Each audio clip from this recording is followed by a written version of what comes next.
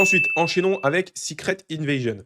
Secret Invasion, pour rappel, dans les comics, c'est un arc super important qui concerne les Skrulls, hein, notamment, qui prennent la place de personnages et de personnes importantes sur la Terre et on découvre ça au fur et à mesure. Alors où est-ce que je vais la classer? Franchement, je pense que c'est la première que je vais mettre dans claquer au sol. Je vous ai fait une petite session, claquer au sol parce que je trouve qu'il y a des projets qui méritent de se retrouver là, et ben, Secret Invasion, ça va rentrer direct là-dedans. La seule attache qu'on a au projet, c'est Nick Fury. Voilà, c'est un personnage qu'on connaît depuis très longtemps, qui est là depuis le tout début, du MCU, donc forcément, bah, perso, moi, j'ai une certaine attache au personnage, même si on le voit pas, énormément, hein, qu'il a vraiment des apparitions assez, sporadiques et il est vraiment là, de manière, pointilleuse au fur et à mesure des projets, et au fur et à mesure des phases du MCU. Mais voilà, quand même, c'est Nick Fury, on le kiffe. L'acteur, forcément, on le kiffe aussi. La série en elle-même, eh ben, écoutez, l'histoire, c'est nul, c'est mal joué.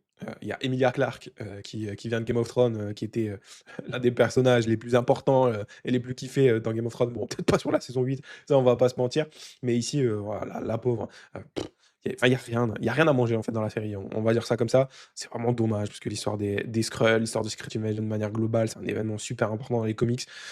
Si c'était juste pour en faire une série, franchement, bah, fallait pas le faire. Passez également votre chemin sur cette série, je pense. Si vous l'avez pas regardée, bah, regardez-la pas, vous allez que être déçus.